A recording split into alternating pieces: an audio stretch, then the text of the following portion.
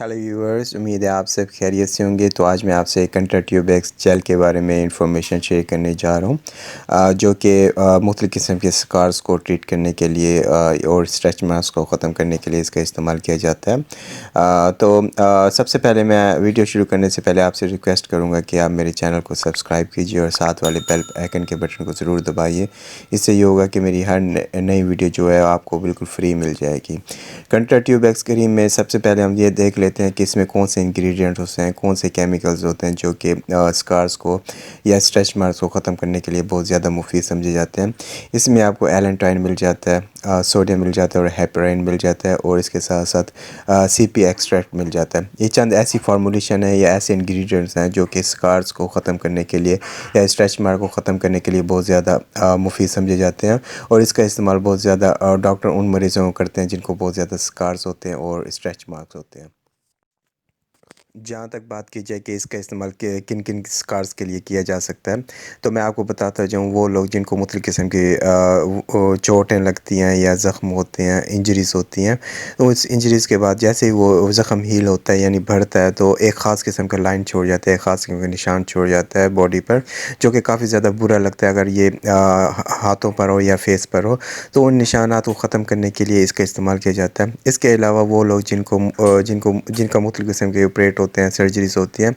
और स्टिचेस का इस्तेमाल होता है, उन स्टिचेस के जैसे ही खुलते हैं तो उनके निशानात बाकी रह जाते हैं, एक लाइन सी रह जाती है।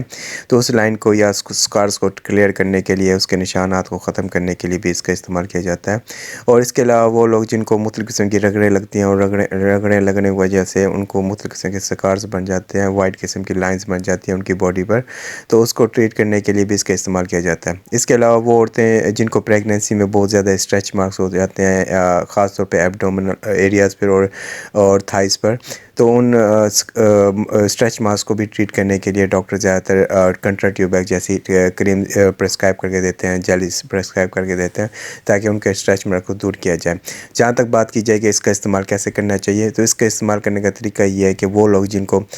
ज़ख्मों की वजह से स्कार्स हो गए हैं, तो वो इसका इस्तेमाल दिन में 2 से 3 दफ़ा करें, ख़ास तौर पे उन एरियाज़ पे जहाँ पर स्कार्स हैं, और इसका इस्तेमाल कम अज़ कम उनको 2 हफ़्ते करना चाहिए, स्पेशली उन स्कार्स पर जो ताज़े हैं यानी कि बहुत पुराने नहीं हैं, ज़्यादा ओल्ड नहीं है। तो उनमें देखा गया है कि वो 2 हफ़्ते अगर इसका इस्तेमाल करते हैं तो उनमें काफ़ी ज़्यादा बेहतरी आना शुरू हो जाती है। इसके अलावा वो लोग जिनको बहुत पुराने स्कार्स हैं या बहुत पुराने निशानात हैं, तो उनके लिए ये है कि वो इसका इस्तेमाल कम अज़ कम दिन में 2 से 3 दफ़ा करें और कम अज़ कम 3 महीने करें। अगर बहुत ज़्यादा पुराने स्कार्स हैं और बहुत गहरे हैं तो इसका इस्तेमाल आप कम अज़ कम 6 महीने तक कर सकते हैं। अगर 6 महीने इसका रेगुलरली आप इस्तेमाल करते हैं तो आपके मुख्तलिफ़ किस्म के स्कार्स और स्ट्रेच मार्क्स दूर हो सकते हैं। इसका इस्तेमाल ख़ास तौर पर उन बच्चों में बिल्कुल नहीं करना चाहिए जिनकी उम्र 1 साल से कम है, तो उनमें ये ज़्यादा रिकमेंड नहीं की जाती।